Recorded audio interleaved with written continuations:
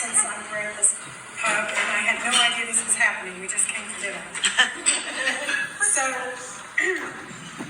all right. It was 1988, and I was about 21 years old, and I was 5 months pregnant, and had traveled from Kentucky to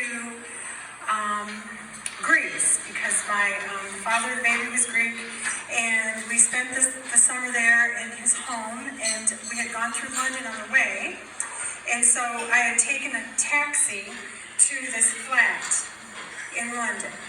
And I just remembered that it was like around Piccadilly Circus, and there was a Queensway, and I kind of walked around and gone to a restaurant, but I only remember just a little bit. And on the way back, he didn't come with me. There were no cell phones, and he was out at the beach, and they just had like a phone at the local like little store down the road.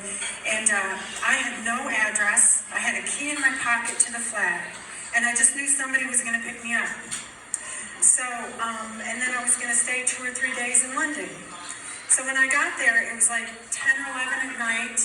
I had a giant suitcase, and I was sicker than a dog. Like I was one of those pregnancies that I just like threw up day and night for 5 months. And I was just really sick. And nobody came to pick me up. And I just waited and waited. And I just started realizing nobody was going to ever come. So I went to the customer service desk, and I asked them where the Underground Railroad was, and if they could direct me to the car that was going to take me to a Queensway, because I was just going to start wandering around London and see if my key would fit somewhere. And I swear I was going to do it. And so they were like, well, there's lots of Queensways. And I'm like, well, this one has like an arch and there's like a park nearby.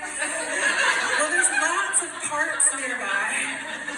And so I'm like, well, just direct me to the underground. So they're like, okay. So I went onto the train, and I sat next to this woman and this girl that was about my age at the time.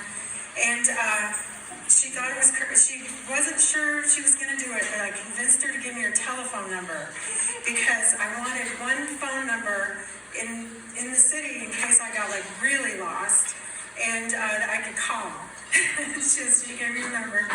And so then she said, well, there's a Queensway if you get off right here. So I got off, and I pulled my suitcase up to the sidewalk, and I was waiting in line for the taxi, and it was night. It was like pitch black, and I like got into the taxi finally, and in the taxis there's like, you're higher than the driver, and so you're sitting really high up in the back of the taxi, and they're like down there, and they're also on the opposite side of the road and everything. And so I just told him, just drive, and just drive, and I'm gonna somewhere around Queensway, and I'll tell you when to let me off. And so he was like, okay. So he's like driving down the roads and everything.